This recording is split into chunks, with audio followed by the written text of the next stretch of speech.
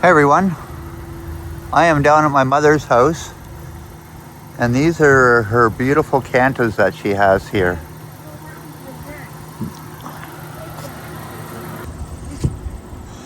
All right, my mom's giving me some advice on how I should record her flowers. So we'll continue and we'll just do a little walk around here. So my mom has this beautiful corner lot in this little small town.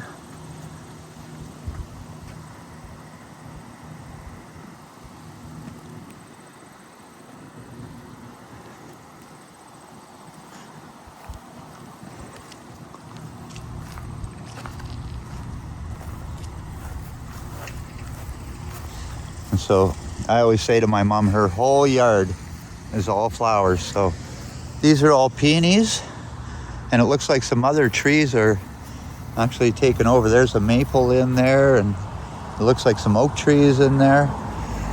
But these are all used to be peonies, but it's gotten out of control, I think.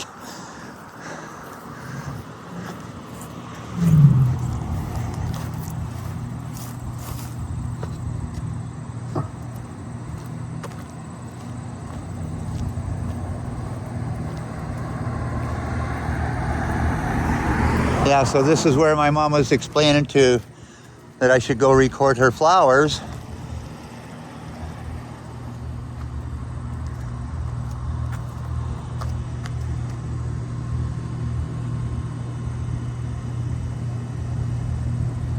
Like I said, there's not much room in her backyard anymore because of all the flowers here.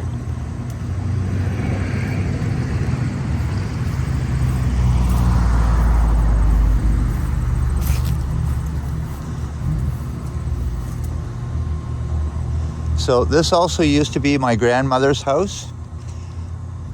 And back, I was born in Sudbury, so when I was growing up, it was always quite the adventure to drive from Cobden to Sudbury, or from Sudbury to Cobden.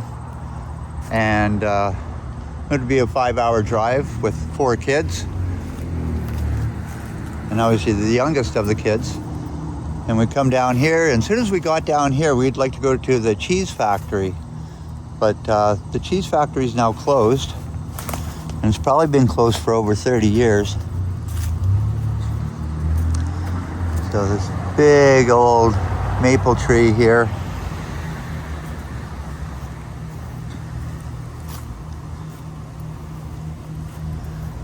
And then probably over 30 years ago, I planted the cedar hedge here too. And so, yeah, I just wanted to show you guys my mom's backyard. And like I said, my mom was pointing out that I should record all these beautiful flowers. So, and another thing, right here where this tree is, there used to be a big apple tree here. And I remember as a kid, probably 4 or 5 years old, playing around this apple tree. So this place sure does bring back memories also for me. So I really do love coming down here. It's very enjoyable.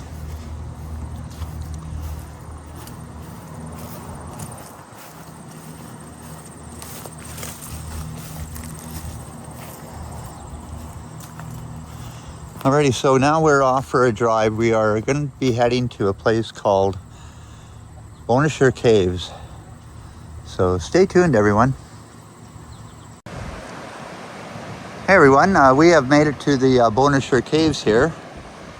So I'm not too sure what this resembles, but if anybody knows what it looks like, you can put a comment in. So this is actually the Bonnechere River here.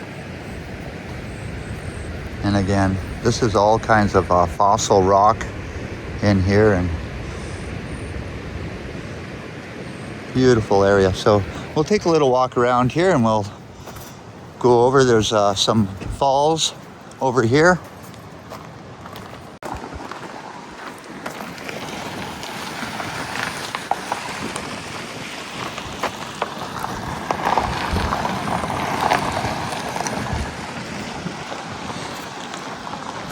Yeah, so this looks like all private property over here. Yeah, a guy sitting in there with his feet. Looks like a beautiful swimming area.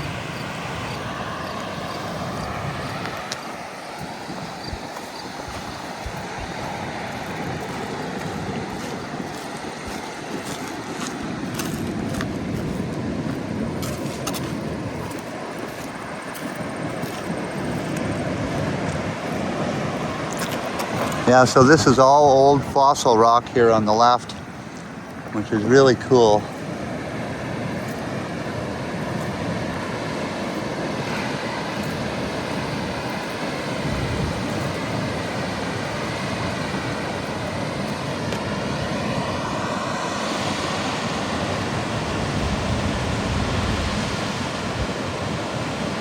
And the nice, beautiful waterfalls in there.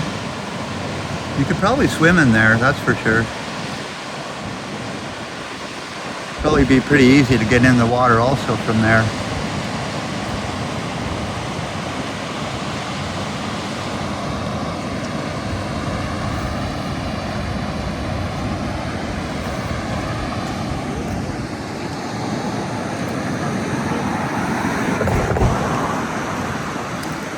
Yeah, township of Bonnechere Valley.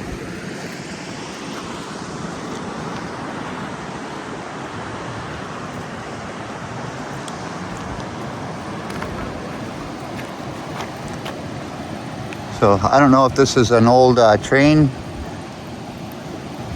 train getting over the water here, but possibly is. But so for $25, I have paid to go for a tour down in these caves here. So that's what the next step is that I'm doing.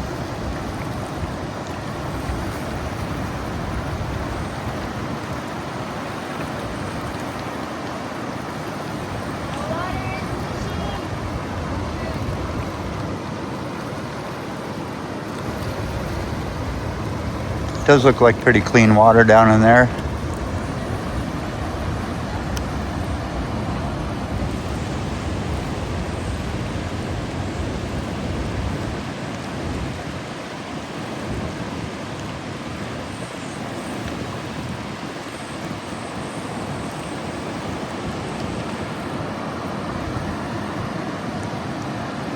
Beautiful area, I love it in here.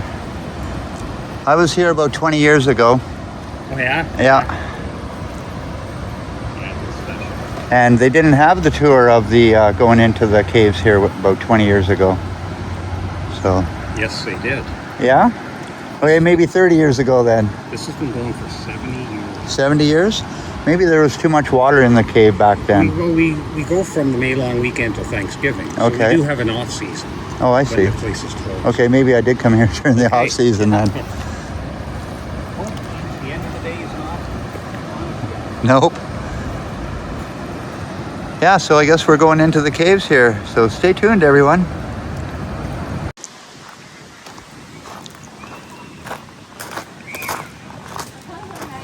Ontario's Natural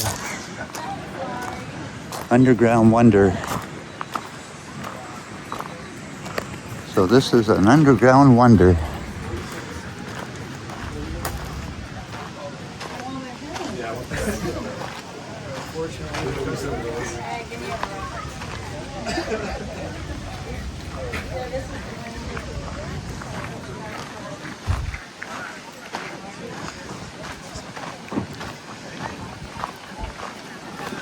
So this is the group ahead of me here.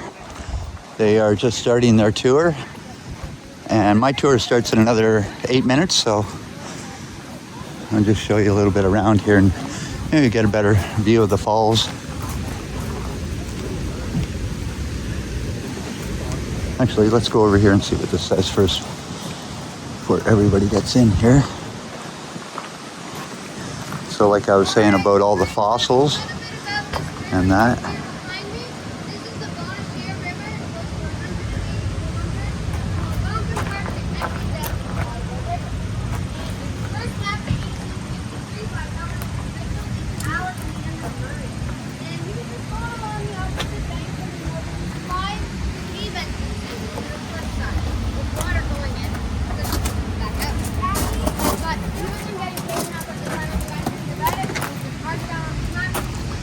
This is really cool here. Very soft, all worn by the rock. And these are all the names of the different fossils that are in the rock.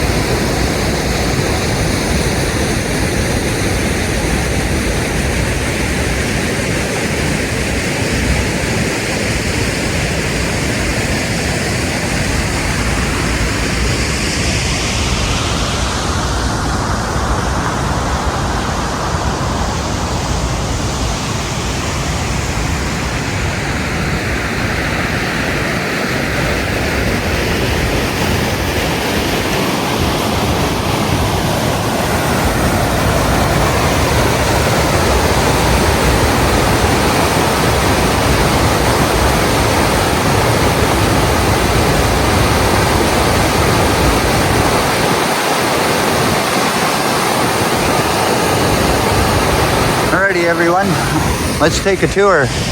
And this is a group that I'll be going with, so hopefully they don't mind being recorded. Guesses on what kind of stone we are standing on right now. Limestone, exactly. We are standing on limestone, over 450 million years old, from the Ordovician time period. Now this limestone is what encases all the fossils we will be looking at today, and is what the caves we'll be heading on into are made of. Which brings us to our first fossil right here. What does this look like to you guys? What kind of animal makes a structure that's similar to these holes here? Ants. Ants, that's a very good guess. They can fly. Butterflies, good guess again. They pollinate. Honey, honeycomb coral, again from the Ordovician time period. Now, I'm gonna let you guys pass this around. It is a bit heavy, so just be careful. But again, that is honeycomb coral. And everything you see here today is from the Ordovician time period, or in some cases, even before. Which brings us to that right there. Those are the stromatolites. Now, if you guys can just move to the side just a little bit, just for that. Now, these guys are a type of cyanobacteria that are from Cambrian era, or maybe even the pre-Cambrian era. One of the first signs of life on planet Earth. So very, very cool right there. And while you guys are passing that around, right here, we have the crinoids. Now the crinoids may look like plants, but they actually were a type of animal. And they had these bony rings stashed on top of each other with their head and tentacles at the top. And they were filter feeders, and they would wait for food to come on in and eat them. Now, the reason they're all scattered like this in this fossil right here is because once they actually pass away, their top and bottom, which are fleshy, decay, which leaves behind their bony rings, which are very, very fragile and normally scattered. But right here, actually a rare case, we have intact crinoid rings right here. So you can see the crinoid body right here intact. Again, you guys are welcome. Come on in, guys. And you touch all the fossils and everything, you know? Really cool creatures. They were the predators at the time, and they were super, super large. Up to 12 or maybe even 15 feet, or the size of the shed we are standing in right now. We actually have one of the biggest examples of a cephalopod in Ontario back there in our shack if you guys want to look after our tour. In fact, we have another cephalopod head right here and another one behind you guys right there.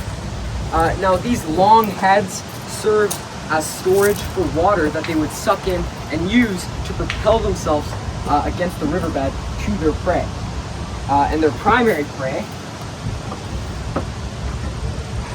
were these guys right here, the gastropods. Actually ancestors of current day snails, except very, very large. They could be very, very small like in that one, or grow super, super big like the shell of this one you can see. So around like this, or maybe even that size. Right here. Very, very cool story about this guy right here. A few years back, there was a little girl running along the Bonnechere River shore when she tripped over this. And she just thought it looked cool. So she brought it back to the owner at the time, Tom Woodward, who noticed that these lines in here actually indicate that there is something inside here. So he took this and he smashed it against the wall. And when he did that, it revealed this right here. A perfect example of a curly-shelled cephalopod. Now that is the indent of the cephalopod, and that is the actual cephalopod right there. Similar to modern-day clams, but they were not related at all. They still had that tongue-like appendage inside of them that they would use to move along the riverbed, but they were not related at all. In fact, their name actually translates to stomach foot in ancient Greek. So very, very interesting. And they normally wouldn't be all together in one pack like this, but what we think happened is a current must have moved them all together, and then they didn't have enough food to share among them, so they died, and then over time they got covered by sand and mud and fossilized very slowly, which leads us to this right here.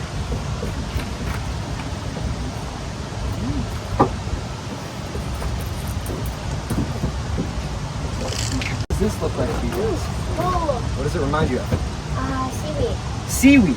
We thought it was a type of underwater plant for many, many years as well. Until actually a geologist came on one of our tours and said, I don't know what you have here, but it is definitely not a plant. So we called the museum and they said, what you have here is a perfect example of absolutely nothing. So we said that can't be the case because there's obviously something here. And they said, well, technically nothing, but if you flip it around, imagine this being the riverbed, and then these being tunnels dug out by some type of ancient worm or other creature from the Ordovician time period. It starts to make a lot more sense. So something dug out these tunnels and either moved away or died, and then over time they got filled in with sand and mud and dirt and other things, and it caused it to fossilize, which leads us with its home. So what we have here, well, technically nothing. It's what we call a trace fossil. So there's not any kind of animal or anything, but evidence that something was once here, or lived here, or had activity here. Alexander Murray in 1853. Now he didn't explore these caves, he just marked them down on his map. But 100 years later, a man named Tom Woodward decided he wanted to explore these caves. So he came over, looked at the cave entrance that he first mapped out, but it was too filled with water to go in. So he went further up the hills and discovered 2 sinkholes that he could get into the caves with. Now, we are not going to be going into those sinkholes. Obviously, there is a safe entrance that we will be going into just past these trees here. But with that, follow me.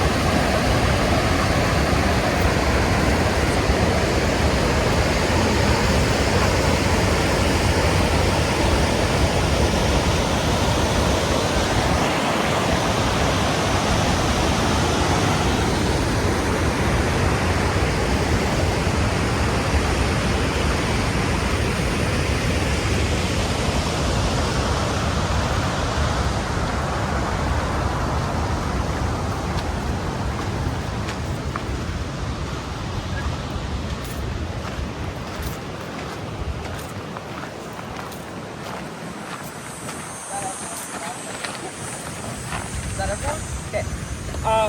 So, a few warnings before we head on into the cave. Does anyone need a refresher on what poison ivy is and doesn't? Yes, okay. So poison ivy, 3 shiny leaves that droop downwards. Some examples over here. I'm not going to pass it around or anything, but you can see it just down here. And as long as you stay on the paths and you don't go off them, you should be fine. We can trim all the paths. And we're going to be going on into the caves anyways, so it shouldn't be too much of a problem. And once we get actually into the caves, if anyone is feeling claustrophobic at any time, let me know and I will point you to the nearest exit. And if you're a bit on the taller side, you may have to duck down at some points because there's obviously rocks and pipes and stuff with one-off pipes. But wood beams above us, so just be aware of that. And if everyone's okay, we'll head on into the caves.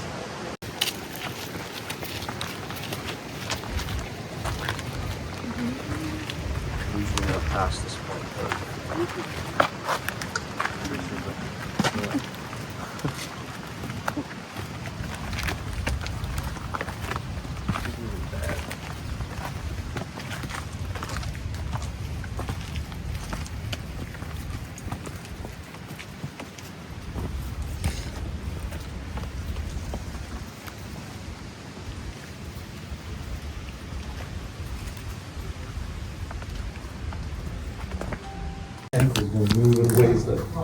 Alright, can everyone at the back kind of hear me and see me okay? Sure can. Alright, so I officially welcome you to the Bonnechere Caves. Now, this is the most cramped room. It only gets bigger from here. So I know we're a big group today and it is a big cramp right now, but it only gets bigger from here. I promise you. Now, back to Tommy's story. When he was coming up and he found those 2 sinkholes, he decided he wanted to tie a rope around himself and jump on in and continue exploring, which ended him up right down there behind me. And he came through down this way into this room, where he found a whirlpool. And you can tell there's a whirlpool here based on how wide the bottom walls are. Now, he had to get over this whirlpool if he wanted to continue exploring the caves. So, he hyped himself up, got ready to jump, and jumped, and landed straight in the middle of the whirlpool. Now, thankfully, he managed to grab this, pull himself outwards, and keep going. But enough of Tom's story. We are completely safe down here. We have 6 dams protecting us, 4 behind me, just down there. The biggest of which we just came down, those concrete stairs, and another big dam just down that way. So we are completely safe. We're not going to get flooded or anything. And with that, let's move on, guys. Could get flooded. I'll see what it smells like. As of right now, not much. Sure, blue might know that. I think it's the coolest. It looks like it's dripping.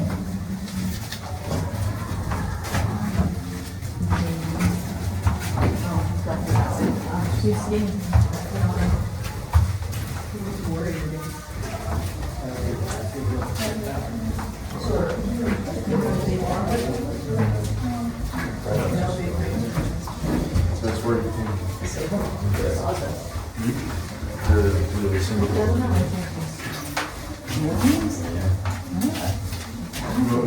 Yeah. Not you guys here. Come a little forward, guys. Oh, just water. Just wash your hands. Okay, there we go.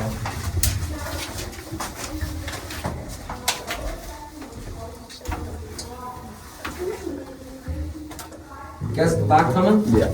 We're here. There we go. Okay, we got everyone. All right, welcome to the stalactite room. Based on these guys up here. Now these guys grow super slow. Only around 1 cubic inch per every 150 years. For example, this guy right here is around 800 years old. And as we go further into the caves, the stalactites will just keep getting older and older. And at one point, there are some as old as the caves themselves, or around 12,000 years old. Now these stalactites are formed by something called calcium carbonate. And that is from, there is obviously water above us, and that drips through this limestone as it is a very porous rock, and it absorbs many minerals on its way down. And then when it finally drips down, it leaves behind trace amounts of calcium carbonate, which very, very, very, very slowly build. And with this next part, I'm gonna need a very brave volunteer. Yes, okay. Which one is your least favorite arm?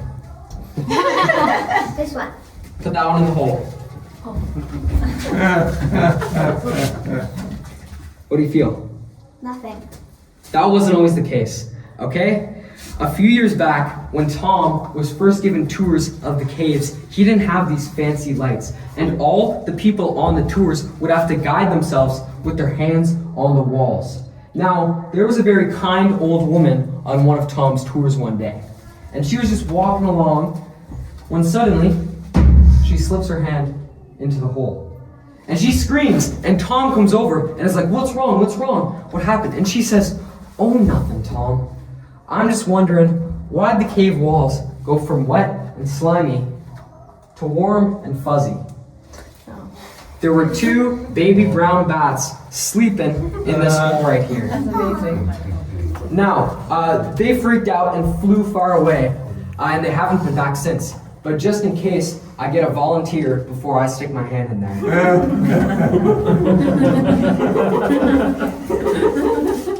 Now, I noticed a lot of you touching the walls and the shape, and I know it's very interesting.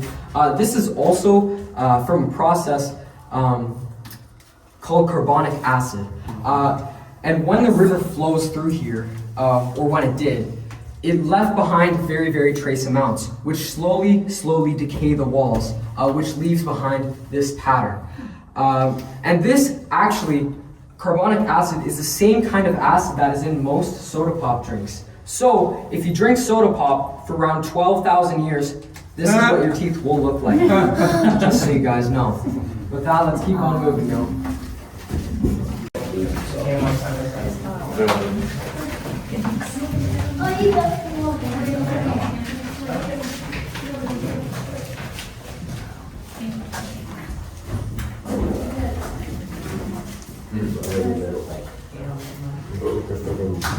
Can you guys still see me in the back there? Yeah. Okay.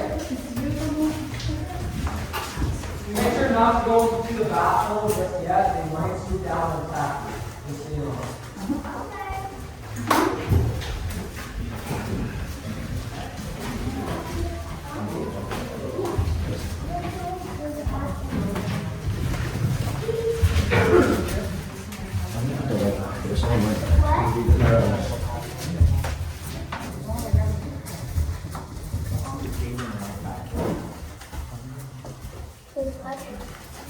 Okay, so in this room, you can actually tell where the river was flowing the hardest based on the indents in the walls. If you can see those, you see how it's so thick on either side there. So the water got very, very high around this point.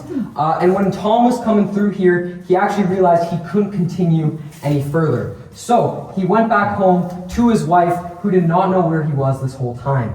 And she was very, very angry. But thankfully, she let him come back the next day with a flashlight, his best friend's camera, and a half-inflated raft to fit through these tunnels. Now, I'm sure some of you noticed this tunnel behind me right here. Now, I'm gonna let you guys go in this tunnel by yourselves, if you so please.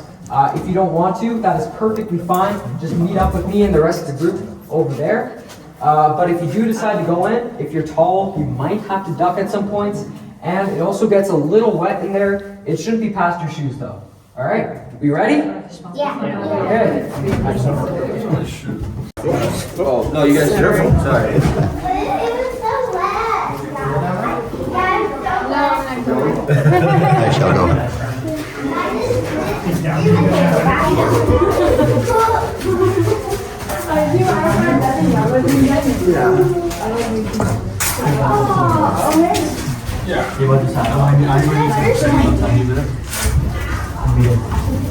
I should just stay in it. I'm gonna put a flashlight. You can't see me.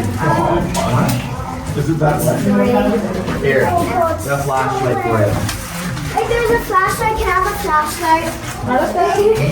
I'm gonna walk sideways, so it's a little. Very tight squeeze in here. Oh man. Yeah, I was wondering if you could go to. Have you been here before? No. I'm wearing white shoes, but. Oh, I got my socks wet. I need to wipe the socks. Oh no.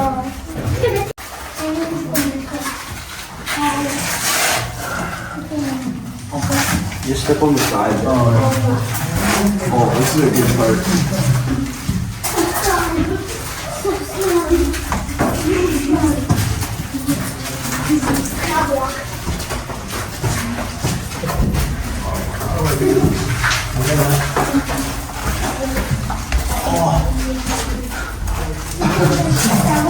I'm walking on the wall. I don't know how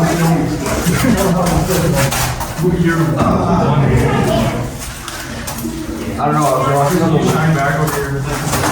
Wait. You don't have a flashlight?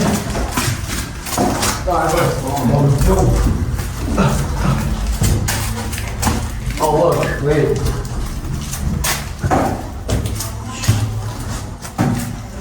Oh, you can look through.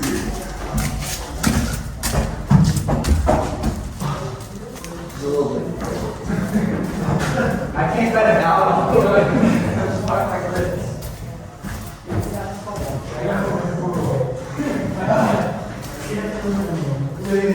You're right at the end.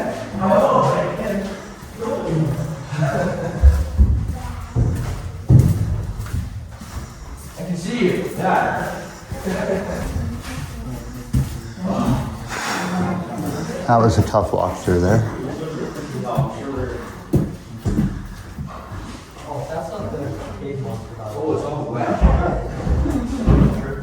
Well, I guess we'll see. Okay, here's just another thing, guys. So I just need some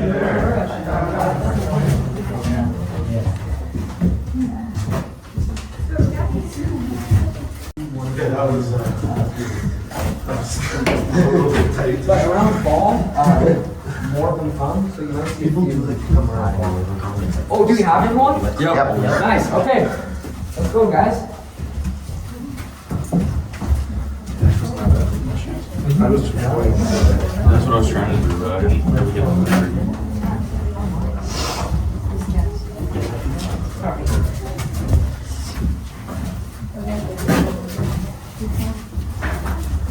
I didn't know if it's actually taking the photo. It'll do it once you end the video. Oh, okay. Like it'll show you. Yeah, oh, you can take photos while you're. Yeah, you just hit this button. Otherwise, you have to keep stopping, right? Yeah. I understand, it's good to mark around the field, it's like. Swimming like this. It's like, okay, let's go. I didn't know my shirt was going to go through. My sleeves are all wet, so I was like, this.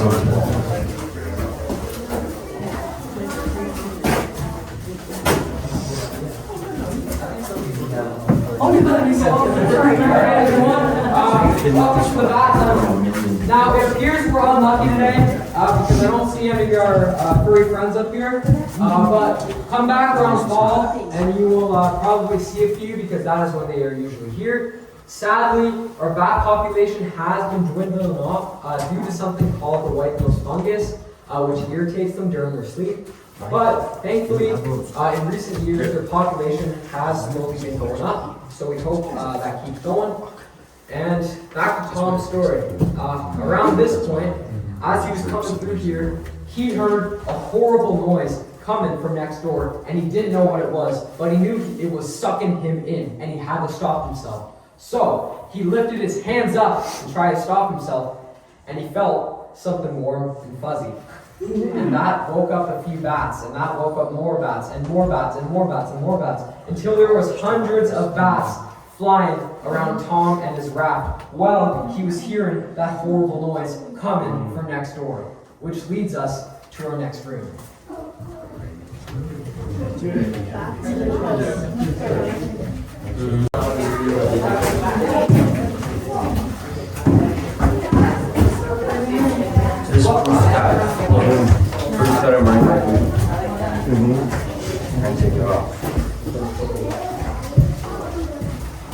Is there going to be any last time? Probably not. We might see some great fish with both. So do you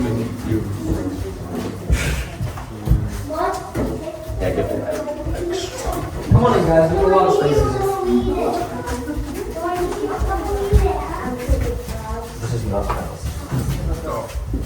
I wouldn't put your hand in there. It's just wet. Okay, keep on coming in, guys. There's a lot of space in here. I want to make sure everyone's in the room. Yeah, it's okay. There's somebody else here. All right, yeah. Can see? Okay. So, the horrible noise that Tom actually heard was the biggest whirlpool in all of the caves right below our feet, right here. Now, this is why this room is actually so big. And he had to stop himself or get sucked in to that giant whirlpool. So he looked around for anything to grab, and he spotted this right here. The oldest stalactite in all the caves, as old as the caves themselves, 12,000 years old at least. So, in his hands, he had his flashlight and his best friend's camera, and he had to drop one to grab onto that. Now, if you were Tom in this situation, which one do you think you would drop? Best friend's camera. Best friend's camera? Apparently, he was a better friend than you guys, because he dropped his flashlight and was ended up in pitch darkness. Now, right behind me here, I have some light switches. And if everyone is okay with it, I can show you what Tom experienced in that moment. Yeah. But let's make sure any devices that might expel light by doing that are turned off, just so we can have the full experience. Okay? Everyone ready? Yeah. Okay, 3, 2, 1. Make sure just to cover that up just for a second so you can have the full experience.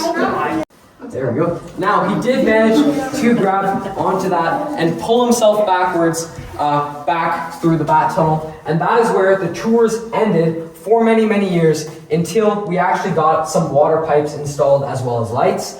And that made this whole thing a lot easier, which is why we're here today. Now, this is the biggest room in all of the caves. In fact, we've had multiple weddings here. In fact, we've had food served here and music shows here. Oh, wow. So pretty cool. That is cool.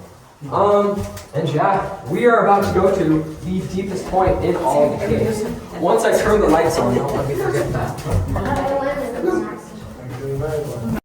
Crayfish, frogs,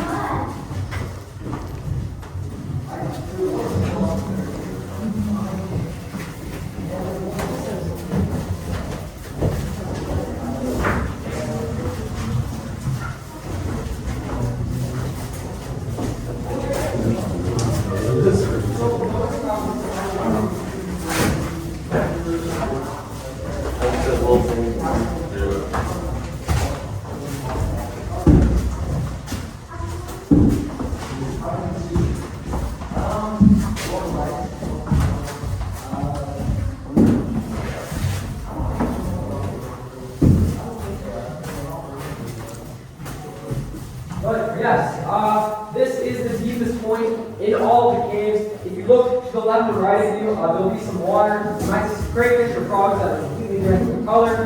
And yeah, we are at the deepest point in the entire cave. Does anyone have any guesses on how deep we are right now? 11 feet? That is a good guess. A ton more than that, actually. 25 more. 100. Very, very close. 95 feet underground right now.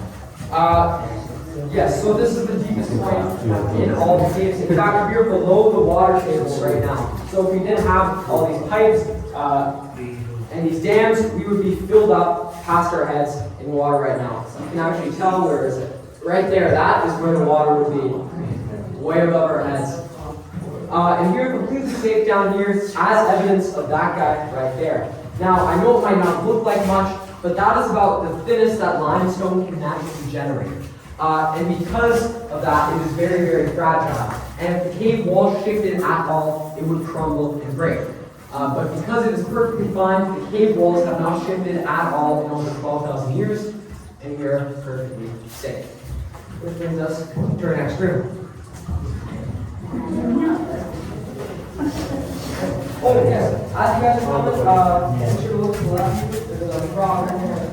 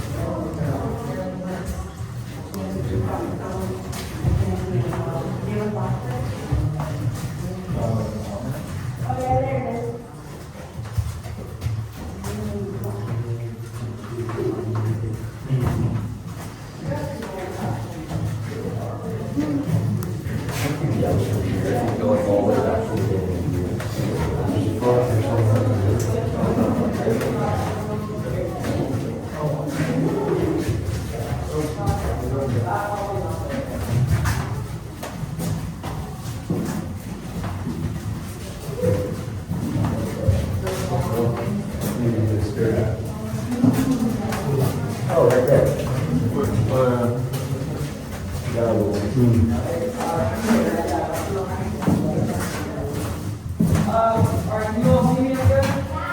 We're all good down here. There's still a few more people coming, so just go right up the stairs. Don't go over the street.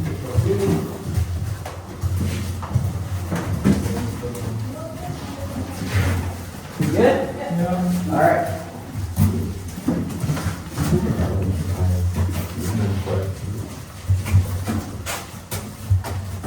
Can you see me at the back there like this? We sure can. Okay, now before we continue, does anyone have any questions at all? No? Okay, we're good. So I know how I was just talking about how safe the caves are, and then you see all these crumbling boulders and think it might not be so safe. Thankfully, we have this government-certified safety stick right here. So as long as no one touches that, we are perfectly fine. These cave walls, I mean, these guys have not shifted in over 12,000 years as well. They only happened like this because 12,000 years ago, it was the last ice age, and there was a big old glacier up there and a giant whirlpool, which caused them to be like this. But there's obviously nothing like that anymore, so we're perfectly safe, and again, they haven't shifted in thousands of years. And then to the left of me, we can actually see one of the only examples of stalagmites in the entire cave system. These guys are super, super young, only formed in around the installed water pipes to drain all the water. He went on vacation for 2 weeks. And when he came back, he realized that the water wasn't drained at all. So he hired 2 divers to investigate what went wrong. And they found that there was bite marks in the pipes. Does anyone have any guesses on what might have bit into the pipes? Maybe like catfish? Cat, that's a good guess. Yeah. Beaver. You've been on this tour before, haven't you? Yes, it was a family of beavers living right behind me in here. Now, they're the ones chewing the pipes, and I have 2 stories on what I'd like to tell that Tom did with these beavers. One, that he very politely knocked on their door and said, "Family of beavers, could you please be so kind to move up and out of the caves?" And the other story is that Tom's wife got a very nice fur pelt. But I prefer the first two. And let's move on.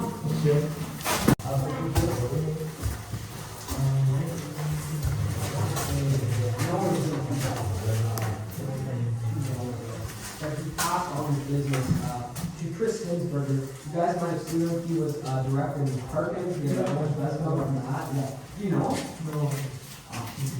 He's awesome. He was basically his son to Tom over and Tom everything he knew. And yeah, he's the one who owns the cave now. Let's keep them up, guys.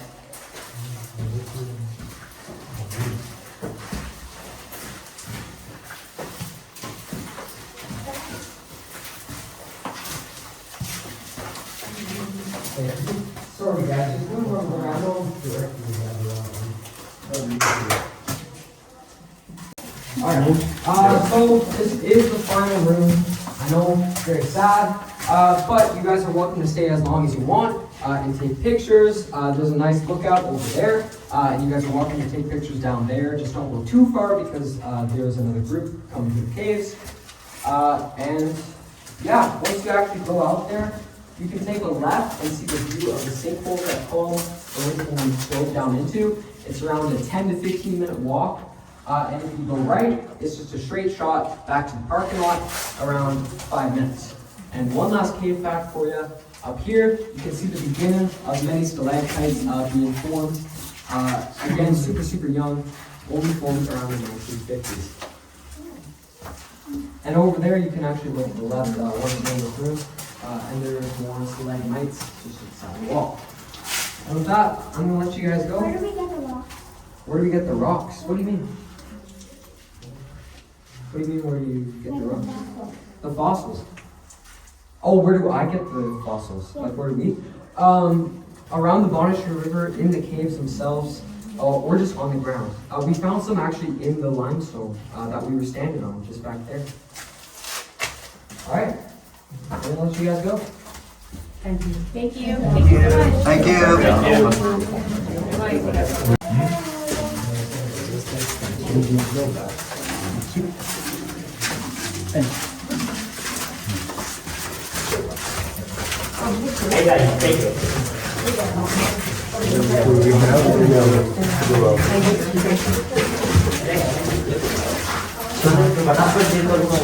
Thank you.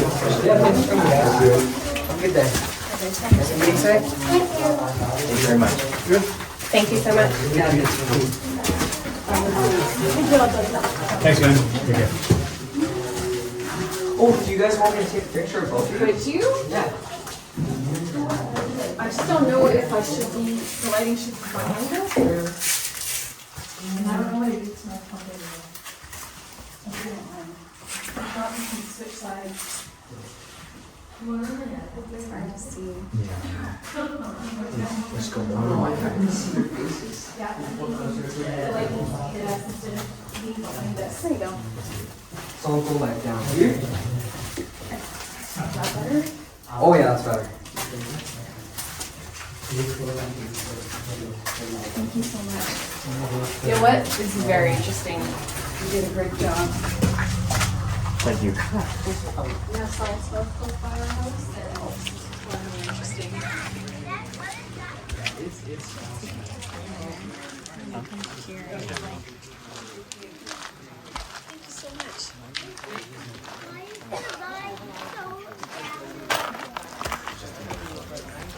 Alrighty, everyone. It's been quite the tour of the Bonnechere Caves here. So we are now off to this little town called Eganville.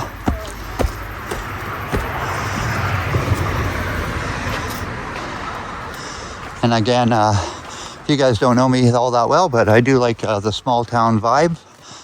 So I appreciate you guys staying tuned and checking out the little town of Eganville.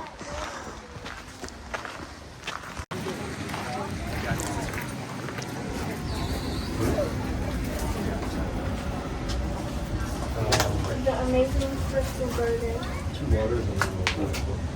The garden now. Here's my office.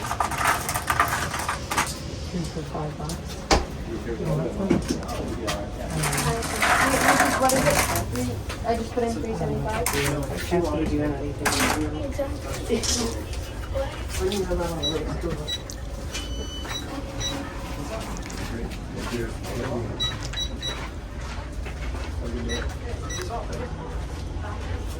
Why does this say 401? Because you put in 375. No, I didn't. You put water in as $1. Water is 89 cents. And then when you add tax, it becomes $1. So what's in the That makes sense. The more you know. Yeah. That's why it's $1.05. It's 80 plus. What time is my tonight? 3:40.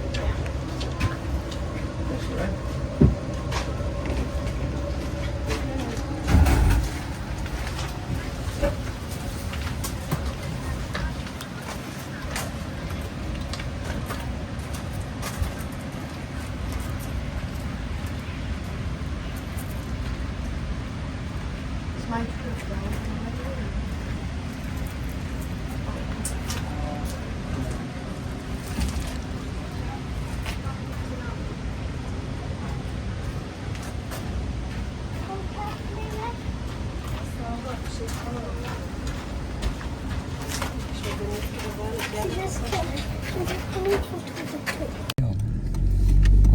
the steps my mother drove us down.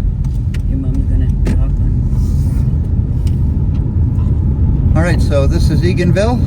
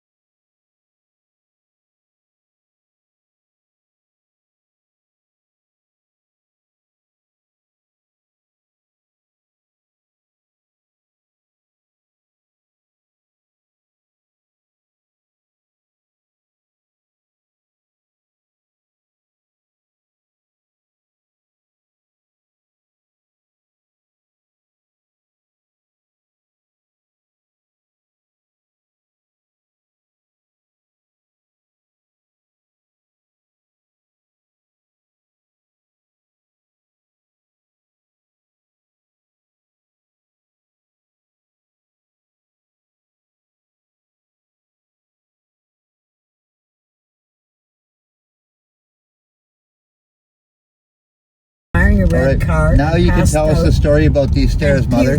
That's what the Tell us the steps. stories about these stairs. My mother put us down these steps. Drove right down those steps, eh? Almost right over the roof of the friggin' big hardware store. Not a hardware. Anyway, I know this town inside out. But my mother goes, oh, girl, screaming all the way. Nothing worked. All she had to do was pump the goddamn brakes. Alrighty, everyone. This is kind of the lookout over this small town here. And it has a rooftop patio bar right there. And again, that is the Bonnechere River right down in there. And this is actually the main street right down in there. But this town is built in a valley. And it's way out of the way. So what I always think about little towns like this, if you ever want to hide from the world, this is where you want to go. So also another thing about these little small towns is that they do have these beautiful churches in it.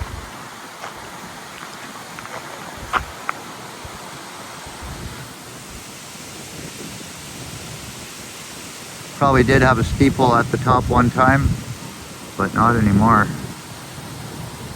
All right, we'll see what else we can see in this little town.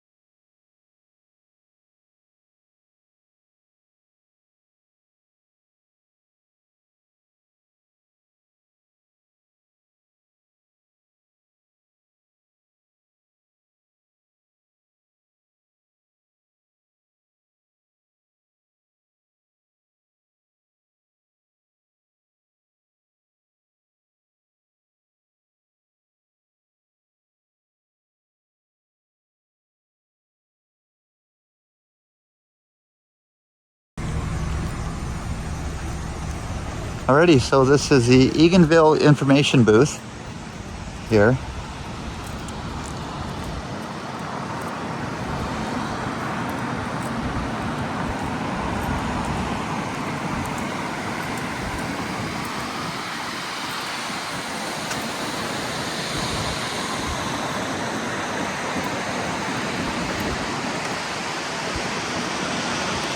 And again, this is the Bonnechere River.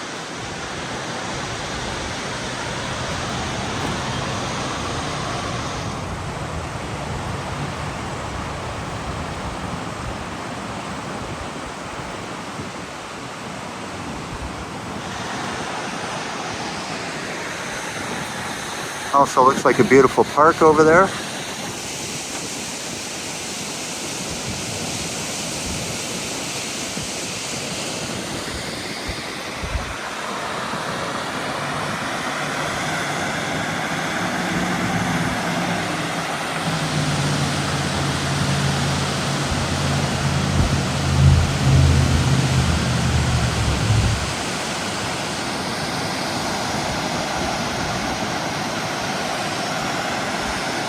Alrighty, so off to Pembroke we go.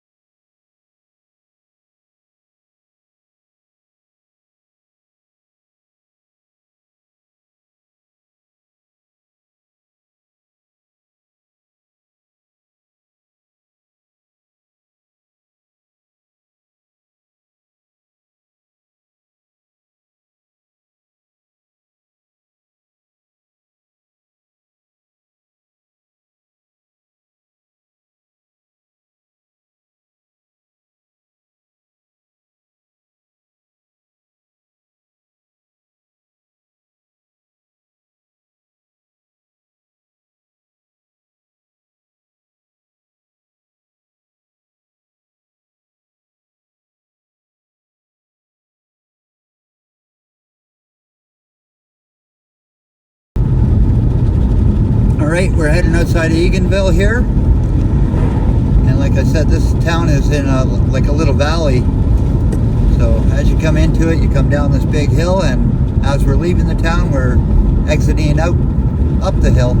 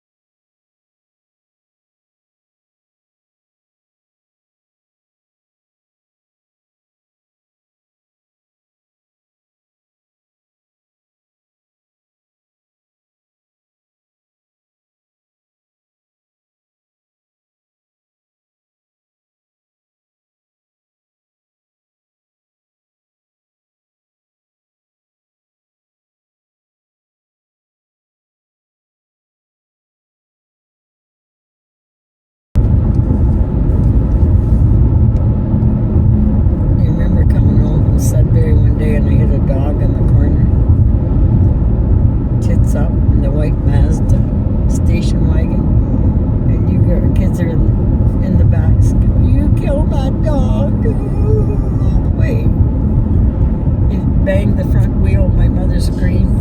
Do you remember that? Oh yeah. I remember it like it was only yesterday. Coming around the corner. We're in Pembroke. We're on Boundary Road going in.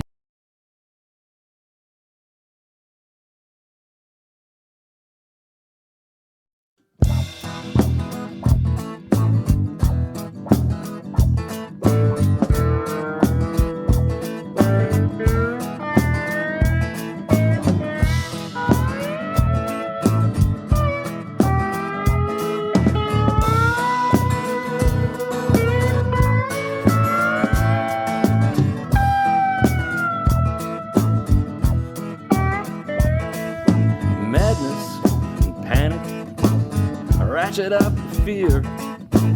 The world's been going crazy since the start of the new year.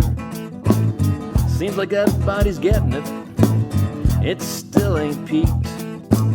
We're building 1,000-patient hospitals inside of 2 weeks. Professional sports leagues suspended all their games.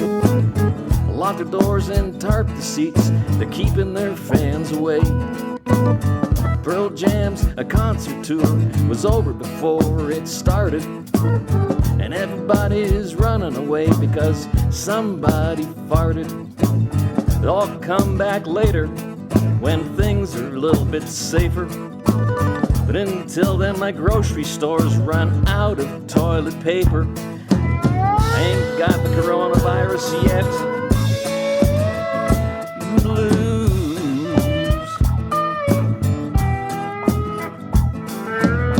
Tom Hanks, he got it. Prince Charlie got it. Sports players, they got it. Boris Johnson got it. Pink and her kid got it.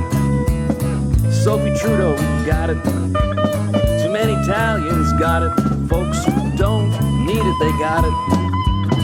John Prine, well, he got it. Someone down the street from you, well, they got it. And surprise, surprise, surprise,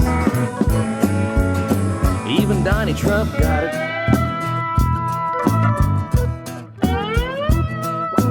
Madness, panic, I keep feeling the blues.